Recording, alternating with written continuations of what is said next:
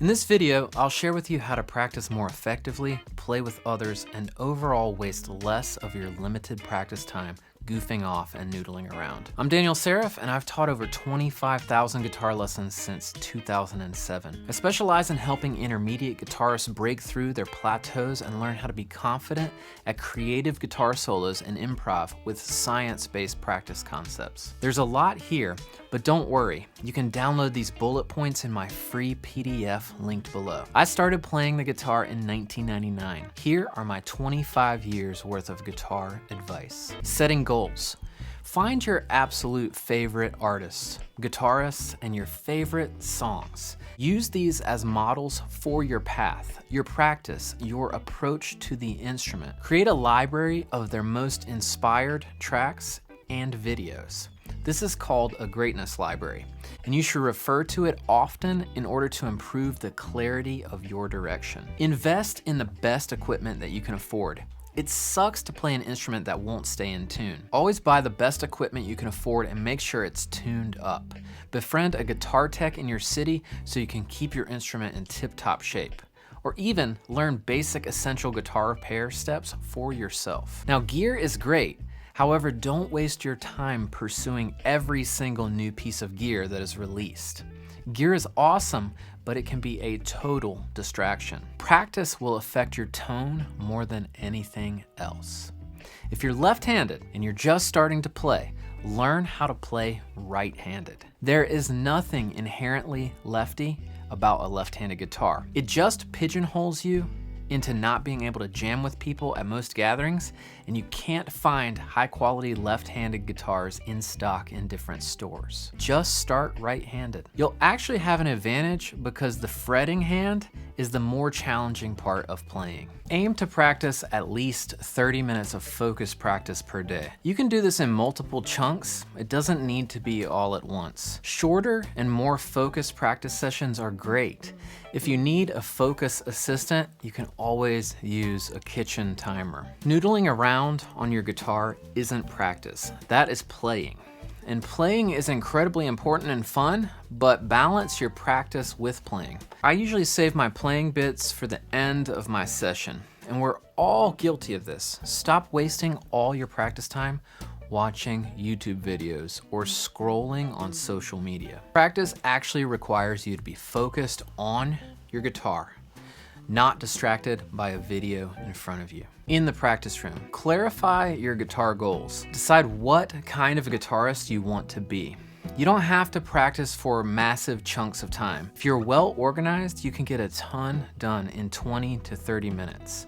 You should really break this down into kind of 5-minute chunks of different exercises and activities. Don't try to master a particular exercise in one sitting. Do your best and then move on. Use that timer. The act of coming back to the exercise is part of what puts it into your long-term memory. This is called recall. So don't ever let a small chunk of time limit you from getting a great practice session in. I've had some of my best guitar practice sessions in only 5 or 10 minutes. This is usually in between doing other things in my busy life. We are all busy, but find those small chunks of time and focus intently. Try to practice throughout the day rather than a ton in just one sitting. You can take lots of breaks, but try not to goof off on your cell phone and instead distance yourself from the technology, or at least put your phone on Do Not Disturb. Stretch, stand up, take a short walk, come back and focus again. Practicing on the edge of your capability is the way to make the most progress the quickest. Practicing things you already know over and over will put you on a plateau and actually make you worse. Science says not practicing on your edge of ability will actually degrade your skills. So learn something new, learn something challenging. Create a practice log before you start to practice. I even plan it the day before and I get really excited about what I'm gonna work on. So make sure the practice log and practice plan includes kind of actionable steps and just not ambiguity.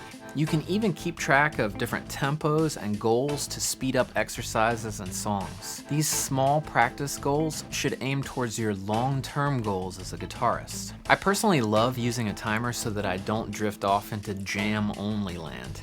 Jamming is incredibly important, but it is playing, it is not practice.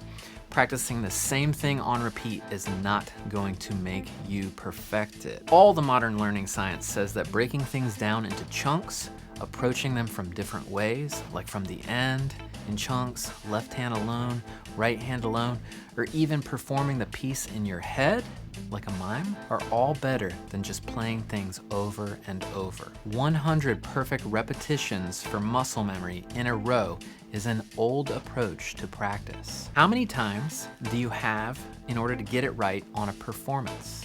The reality is just one. Make sure that you aren't just practicing things from the beginning to the end. That is a common mistake in beginner and intermediate guitarists. They just play something until they mess up. When they mess up, they just go back to the beginning and repeat again. Make sure you are spending time targeting the exact spots that are giving you trouble. Break songs down into chunks and work on each part individually. Make sure you spend some of your time practicing standing up. Otherwise, you'll have a rude awakening if you go to a jam or to perform with others and you have to stand. It is a very different experience than sitting. I challenge you to break up your practice into different segments. Warm-up, technique, repertoire, which is like song learning, licks, and verbatim material, and then musicianship skills. Let's kind of go through each of those chunks. In warm-ups, I only do a few things for warm-ups and I keep it pretty short. I work on right hand picking patterns with chords and the left hand not doing much, so I might just hold a simple chord here and do some right hand picking. Or with the left hand, I like to do chromatic 2-finger and 3-finger patterns. You don't need to spend a lot of time on exercises like this. I spend around 5 to 10 minutes on these warm-ups and focus really hard to make sure I am connecting all the notes together. And I'm relaxed as I play these exercises. Your warm-up time is a great time to focus on breathing and making sure your posture isn't crap. I actually even use a guitar cushion. When your posture is crap, it makes the guitar way more challenging to play. Don't hunch over your guitar. You also don't have to play super slowly for your warm-ups. If you want, you can push yourself to a comfortable, kind of stretched level even in your warm-up, so you're playing on that edge. Using drum loops instead of a metronome, the metronome is so boring and it doesn't provide the rhythmic foundation that we all need. Look for great drum loops and great drummers to play along with. I recommend you can buy some packs online from AJ Hall, Jake Reed, or even a company called Yurt Rock. Let's talk about the technique part of your practice. Perfect practice is not the goal in creative guitar playing. Mistakes are welcome. Perfect practice is meant for people who are learning verbatim music like classical or other pre-planned music that you play exactly the same way every time. If you want to improvise and be creative on the spot, you have to be willing to make mistakes and to learn from them in your practice. Practice with backing tracks then, rather than playing alone. Backing tracks will give you tons of great information on how the groove feels, along with the sound of the notes over chords, also known as intervals. And if you pay enough attention, it will ear train you as it helps you find your groove and your improv skills. But don't practice with just random backing tracks on YouTube. Make your own backing tracks using a simple program like Ableton Live or other DAW.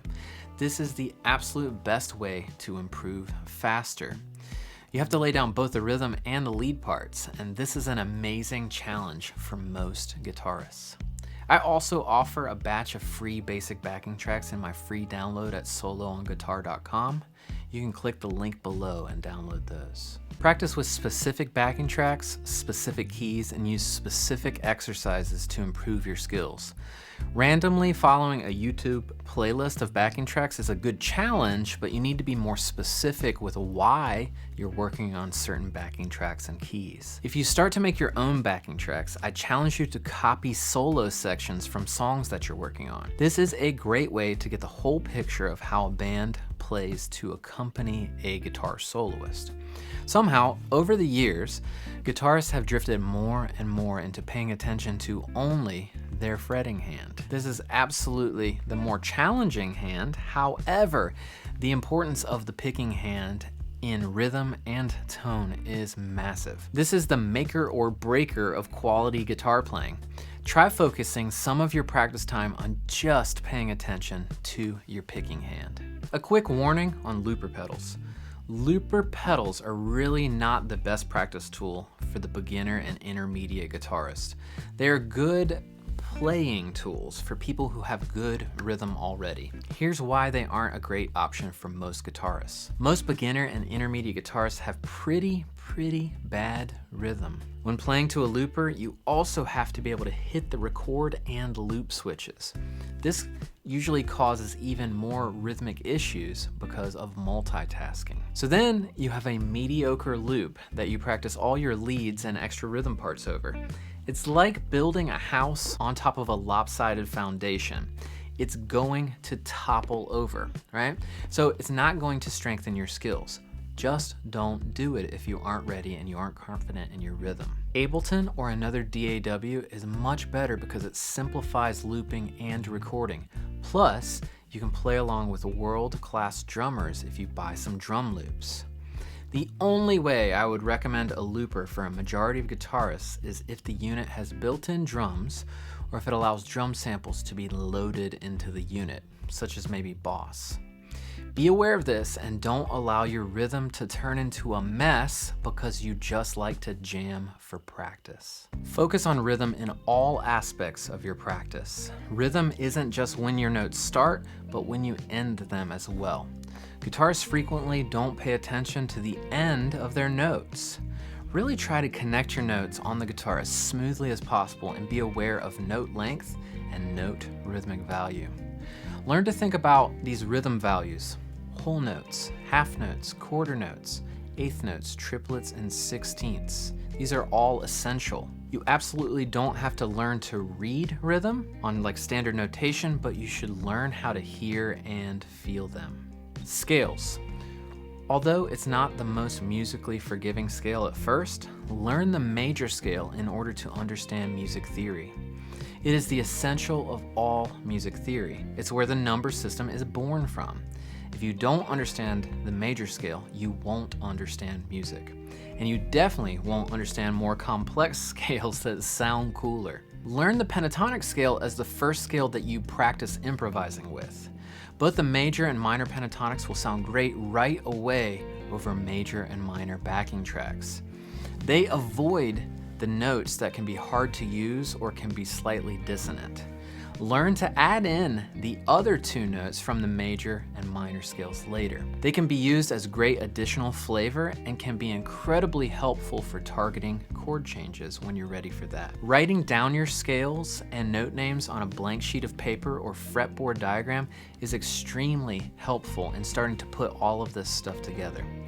I would do this at other times of the day rather than during your practice sessions. Do them away from the guitar so you can save the guitar time for guitar specifically.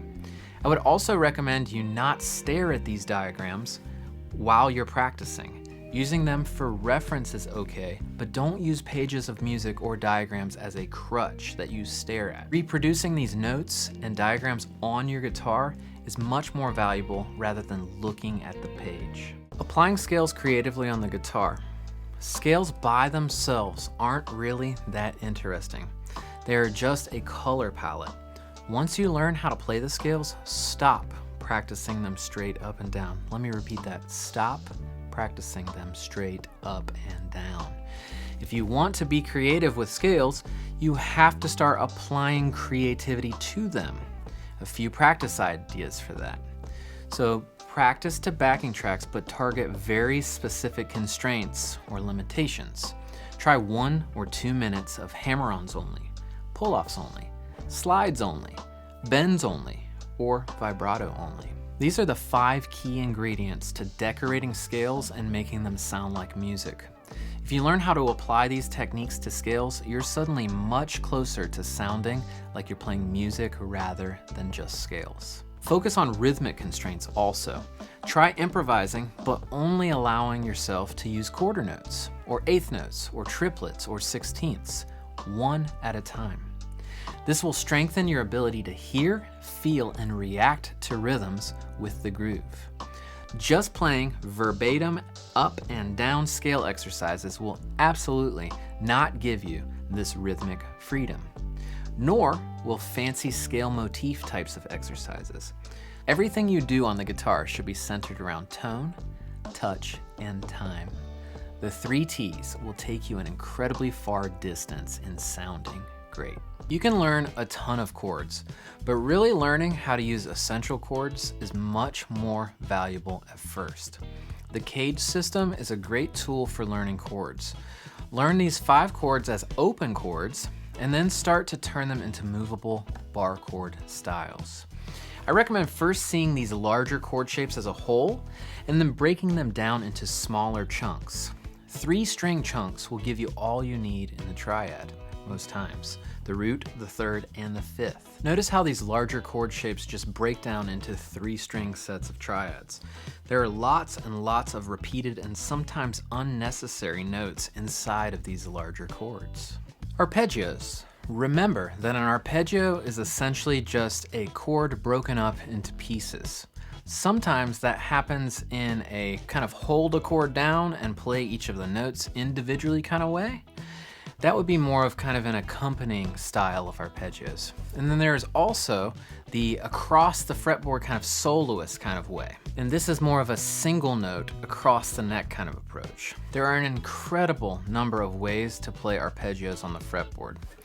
I've discovered that I like 2 main ways to play arpeggios. Across 2 string sets for soloing, and often across 3 string sets for smaller chord and arpeggio parts.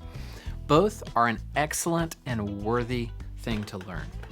What I notice is that I can't play across 3 strings as quickly or as smoothly as I can across 2 strings. You might be different.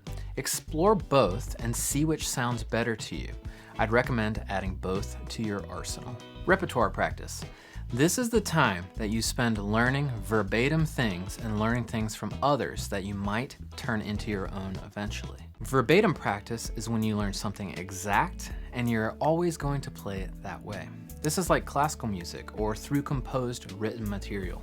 If you are working on becoming an improviser and a creative guitarist, you need to practice a large portion of your time differently than this. We all need a balance of both, but realize where your goals are and what your heroes do on the instrument. If your favorite guitar players play their solos note for note every night, then you need to practice specifically in that way, the verbatim way. This requires a different type of execution. If your heroes improvise their solos, that requires you to practice differently as well. So my lessons are mostly geared towards improvising and learning how to play in the moment convincingly enough that people think the material is pre-composed. In the repertoire practice segment, you can work on improvising over a set of chord changes from a specific tune, or work on your own interpretation of other people's licks, lines, chord changes, etc. Make sure that you're breaking music down into smaller and achievable chunks first and foremost. One of the most common mistakes I see in guitarists is that they just play from the beginning of the piece until they mess up and then they start completely over again. You absolutely must target the parts of the music that you are messing up on. Learn how to break down music into sections. Larger sections like intro, verse, chorus, bridge, and other kind of standard parts of songs, but also learn to see 1, 2, 4, and 8 bar phrases. You can break these things down and learn them more quickly and accurately if you know how to see and hear them in these smaller chunks. Another tip is try practicing vocalizing and singing along with your guitar playing in slow motion. You could sing the notes using numbers or even solfege if you're into that. And if you can't sing, just mime it or hum it. Try practicing your left hand by itself. Try practicing your right hand by itself. Try practicing your left hand on the guitar and your right hand in the air. This will help you play more accurately, and even though it seems more challenging, you'll actually be learning things faster. Musicianship skills. Spend time on music theory and fretboard knowledge. Learn major scales and pentatonic scales on paper and on the guitar neck. active listening. Develop listening skills for different parts of the music. Learn how to listen to the drums, the bass, the keys. Hear all the parts of the music individually so you can know how they all add up to create the bigger picture. Here are a few final tips. Start to play with others early in your development. Surround yourself with great players who have great attitudes. Be willing to fail. You cannot wait for perfect. I myself was very shy early in my development, and it unfortunately stunted my growth. I should have jammed with everyone instead and played as much as possible. You can't afford to wait for perfect. Get a guitar coach as soon as you can. Film yourself in the practice room and review it like athletes review their game tapes. Recording myself has been one of the best teachers I've ever studied with. It's honest, but real and informative. Now that you've seen my 25 years of guitar advice, make sure to watch this video next.